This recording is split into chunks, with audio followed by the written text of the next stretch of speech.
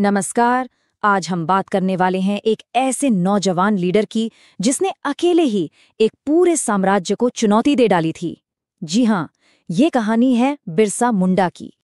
सोचिए, क्या हो अगर कोई आपसे कहे कि वो एक सुनहरा दौर, एक गोल्डन एज वापस ला सकता है।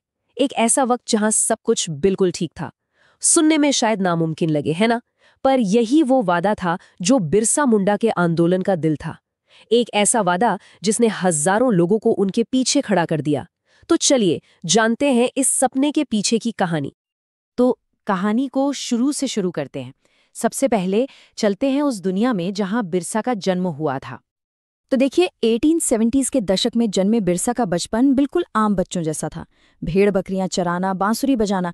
लेकिन माहौल बिल्कुल आम नहीं था। उनके कानों में हमेशा अपने पूर्वजों के विद्रोह की कहानियां गूंजती रहती थीं। उन्होंने बचपन से ही अपने लोगों को संघर्ष करते देखा था और यही सब देखकर वो बड़े हो रहे थे। तो सवाल ये उठता है कि आखिर ये पूरा संघर्ष था किस बात का? देखिए, एक तरफ था मुंडा लोगों का पारंपरिक तरीका, उनकी अपनी जमीन जिस पर पूरे समुदाय का हक था। और दूसरी तरफ थी एक नई कड़वी हकीकत, अंग्रेज और बाहरी लोग जो उनके जंगलों और जमीनों को उनसे छीन रहे थे। और हाँ, इन बाहरी लोगों को वो एक नाम से बुलाते थे, दिकू। ये शब्द बहुत जरूरी है इसे समझने के लिए। दिकू का मतलब सिर्फ अंग्रेज नहीं था, बल्कि हर वो बाहरी इंसान, चाहे वो कोई सूदखोर साहूकार हो, कोई हिंदू जमींदार हो, जो भी उनके जीने के तरीके को, उनकी जमीन को, उनकी आज़ादी को छीन रहा था, वो दिकू था। तो ऐसे ही मुश्किल हालात में बिरसा के जहन में एक सपना जन्म ले रहा था, एक नए युग का सपना। अब देखिए, बिरसा की सोच किसी एक जगह से नहीं आई थी। ये कई अलग अलग विचारों का एक दिलचस्प मिश्रण था। एक तरफ तो वो अपने पूर्वजों के विद्रोह की कहानियों से प्रेरित थे। फिर उन्होंने मिशनरी स्कूल में भी थोड़ी पढ़ाई की थी। और तो और वो एक वैष्णव उपदेशक के संपर्क में भी आए। इन सभी चीजों ने मिलकर उनकी सोच को एक नई दिशा दी। और इन सभी प्रभावों को मिलाकर उन्होंने एक कमाल का आइडिया पेश किया, सतयुग का, मतलब एक गोल्डन एज को वापस लाने का सपना। ये एक ऐसी दुनिया की कल्पना थी जहां मुंडा लोग पूरी इज्जत, ईमानदारी और आजादी के साथ अपनी ही जमीन पर रहते थे, बिना किसी बाहरी दखल के। पर यह सिर्फ एक हवाई सपना नहीं था।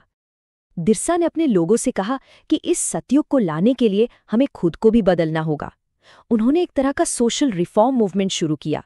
लोगों से कहा गया कि शराब पीना छोड़ दें, अपने गांव को साफ रखें और जादू टोने जैसे अंधविश्वासों में यकीन करना बंद करें।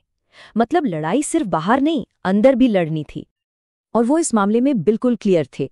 उनका विरोध सिर्फ अंग्रेजों से नहीं था, वो मिशनरियों और हिंदू जमींदारों को भी उतना ही बड़ा खतरा मानते थे।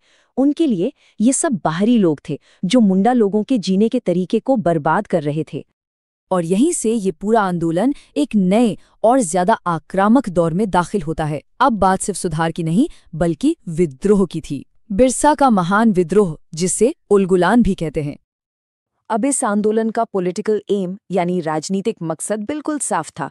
मिशनरियों, साहूकारों, जमींदारों और अंग्रेज सरकार सबको हटाकर एक मुंडा राज स्थापित करना। और इस राज का मुखिया कौन होगा? खुद बिरसा। जाहिर है ये बात अंग्रेजों के लिए बहुत बड़े खतरे की घंटी थी। तो चलिए इस उलगुलान के सफर को थोड़ा करीब से देखते हैं।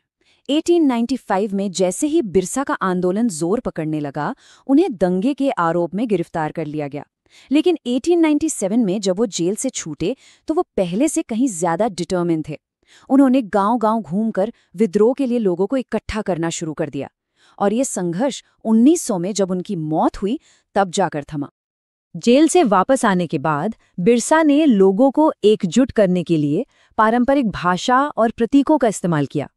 उन्होंने एक सीधा नारा दिया, इन रावणों को यानी दिकों और यूरोपियंस को खत्म करो और अपना राज्य स्थापित करो।